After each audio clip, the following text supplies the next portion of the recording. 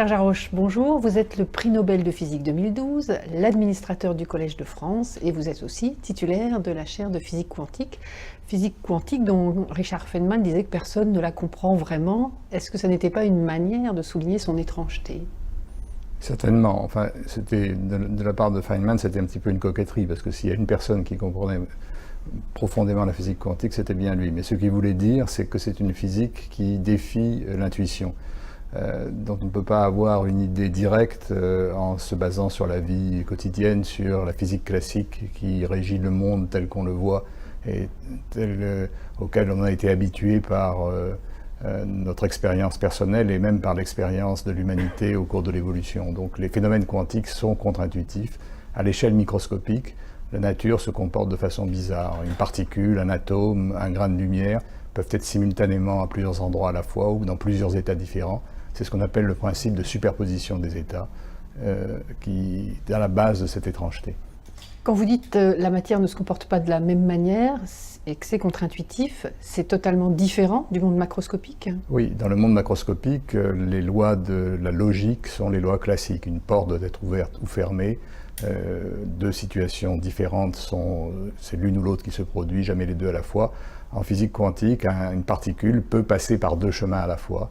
Est-ce que c'est pour ce concept-là que Schrödinger avait utilisé l'image d'un chat à la fois vivant et mort? Oui, Schrödinger avait essayé d'imaginer une situation où un petit système qui peut exister dans une superposition de deux états, un atome par exemple, se trouve couplé à un objet macroscopique. Et il a pris l'exemple du chat, comme il aurait pu prendre l'exemple de n'importe quel objet formé d'un très grand nombre de particules. Si l'atome est dans un état, le chat est vivant. Si l'atome passe à un autre état, il déclenche un dispositif qui tue le chat. Si l'atome est dans une superposition des deux états, la logique indique que le chat doit être dans une superposition de l'état vivant et de l'état mort. Et Schrödinger disait que cette situation est absurde et il essayait de pointer là une contradiction ou au moins une difficulté du monde quantique. Dans la physique quantique, la lumière est à la fois une onde et une particule. Vous pouvez expliquer ça? Ça fait partie de l'étrangeté de cette physique. C'est vrai pour la lumière. La lumière se comporte tantôt comme une onde, elle donne lieu à des phénomènes d'interférence, et ça on le sait depuis au moins le début du XIXe siècle, mais elle est également formée de grains discrets qui viennent par exemple frapper un écran à des instants différents, et ces grains discrets, c'est ce qu'on appelle les photons. C'est ce qu'on appelle le dualisme entre l'aspect ondulatoire et l'aspect corpusculaire. Ce dualisme est lié au principe de superposition. En effet, une onde est partout à la fois. Elle a une amplitude en différents points de l'espace. Eh bien, la particule associée à l'onde, le photon, cela veut dire qu'il se trouve à plusieurs endroits à la fois, simultanément. Einstein, en discutant avec Bohr, avait imaginé ce qu'on appelle une boîte à photons, une boîte dans laquelle on peut emprisonner un grain de lumière, observer le moment où ce grain de lumière s'échappe de la boîte, et en même temps mesurer avec une extrême précision l'énergie de ce photon dans la boîte. Et en faisant ces expériences de façon simultanée, Einstein espérait montrer qu'il y avait une faille dans la mécanique quantique, dans la physique quantique. Et les expériences que nous faisons, nous, maintenant, sont des expériences de boîte à photons. Notre boîte n'a rien à voir avec la boîte extrêmement naïve qu'avaient imaginé Bohr et Einstein. Notre boîte à photons, c'est un ensemble de miroirs, c'est deux miroirs qui se font face, et entre lesquels les photons rebondissent, et on fait traverser des atomes à travers cette boîte, et ces atomes emportent de l'information sur les grains de lumière et sur les photons, mais cette information est une information qui est emportée de façon extrêmement, je dirais, délicate, puisque les photons ne sont pas détruits dans le processus en question.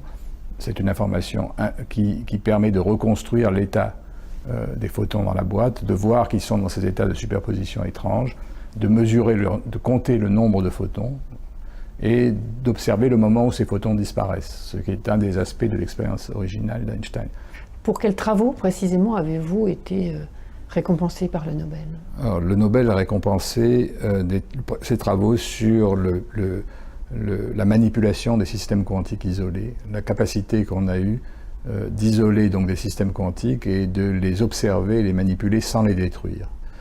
En général, lorsqu'on observait des systèmes simples, par exemple dans des accélérateurs de particules, on observe comment se comportent des particules après des collisions violentes entre elles. Eh bien, les particules sont détruites par le processus même d'observation. Lorsque des photons arrivent dans votre œil et sont détectés, c'est l'acte de voir, ces photons sont détruits. Nous avons mis au point donc des méthodes non destructives, douces d'observation des particules. Maintenant que vous avez piégé la lumière, Où est le défi suivant? L'un des aspects de la physique quantique, c'est que le simple fait d'observer un phénomène, un système, change l'état du système. L'observation change l'état du système, et c'est vrai dans nos expériences. Les atomes qui traversent la boîte, non seulement nous permettent de savoir dans quel état se trouve le champ dans la boîte, mais également modifient cet état de façon continue. Et donc l'aspect manipulation et observation, les deux aspects sont liés entre eux. Et en manipulant et en observant la lumière dans la boîte, on peut la préparer dans des états étranges, dits d'états de superposition, où elle se trouve en deux états à la fois. On peut avoir dans la boîte un champ lumineux dans lequel le champ électrique pointe à la fois dans deux directions opposées. On peut créer une situation dans laquelle il y a à la fois un champ qui a une grande amplitude, de plusieurs photons, et qui à la fois est nul. Donc une superposition de deux états qui classiquement n'ont pas de sens. Ces états-là, ce sont les états qu'on appelle des états chat de Schrödinger, pour reprendre la métaphore dans laquelle Schrödinger avait imaginé qu'un système comme un animal, un chat, soit à la fois dans deux états vivants et morts. Ces états chat de Schrödinger sont extrêmement fragiles.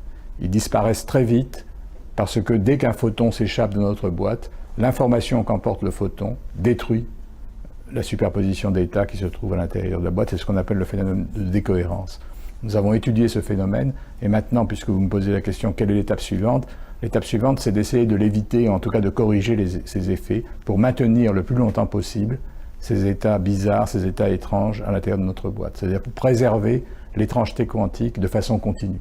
La physique quantique, ai-je l'impression, est une science purement fondamentale. C'est-à-dire que finalement, tous les physiciens qui vous ont précédé, c'était purement une avancée intellectuelle qu'ils poursuivaient.